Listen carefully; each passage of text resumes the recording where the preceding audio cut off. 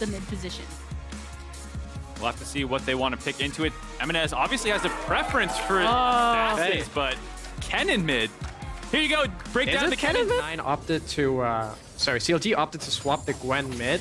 And I think it's because he doesn't want to lane against the Kennen early on, so I think CLG have more favorable matchups as well. And CLG was opting into an attempt to dive there, had to flash away though, because Blabber also in the vicinity. M&S making his way towards the top side, but the first blood being drawn away by Fudge, talking about the importance of pushing and how he can affect these lanes. But kind of on that point, bringing so much pressure over to the bot side, it feels like something that we have seen time and time again is the attempt from Luger to go on forward on Sven, sidesteps the Aqua Prism, gets a slice into the fish's eye. Presence in the lane, and how much of more tempered approach are you taking? I mean, luckily it was Nami who died, so it's not the end of the world, but you always hate to see Sarah getting kills. And you hate to see your mid laner fall now if you're at Cloud9. Even hitting it into 10 minutes. They still have the Rift Herald, of course, for C9 side.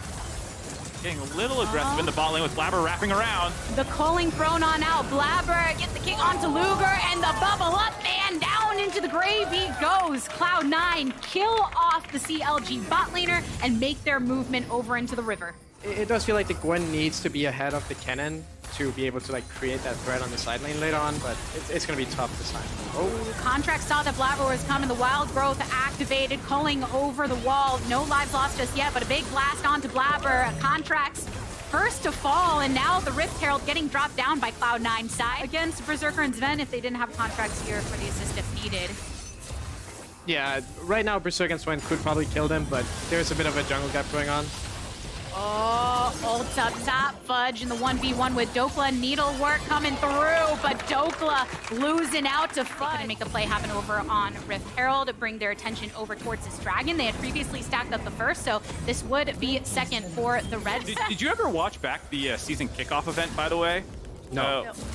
You should at some point look back at that. I don't know, they were trolling you there on the side of C9.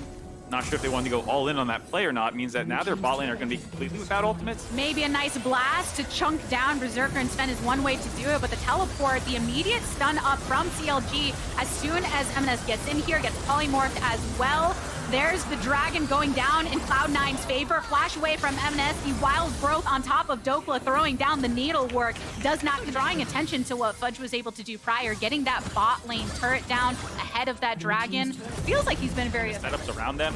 There were a couple fights that CLG has won around them, but for the most part, C9's there first. They're there with vision. Push them off enough, so now CLG feel the agency to be able to start up this dragon. Berserker gets knocked down to 50% HP into stasis. Palafox goes, but they get so much damage onto M&S in the process. Blabber taking away the dragon, though it's soul for Cloud9. Can CLG get some more picks off the fight afterwards? Fudge, the subject of the attention of Contracts, but popping his own watch stopped in his tracks. CLG picking up some scrap, but they lose the objective, and now more lives, and now their jungler at that. Luger keeping the blood running in his veins, keeping his eyes onto Blabber, but Berserker zoning off. Oh, dragon coming and getting set off. Still up, he has smite. It's not up actually. Trying to land these shots onto Blabber and keeping him at bay. Can he step into it?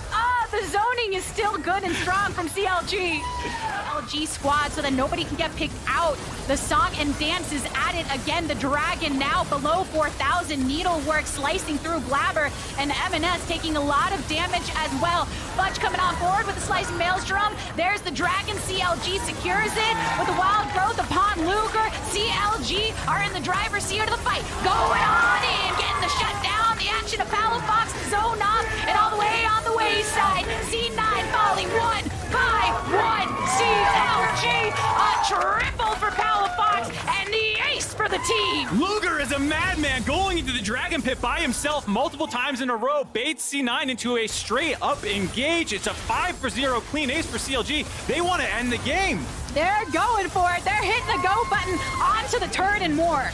Honestly, I'm super surprised they were able to win that fight. Luger got poked down to like, what, 30-40% health? Yeah. They just managed to win it. It was enough! CLG coming in the clutch in game number 2. Absolutely incredible end to the game. It was a slow...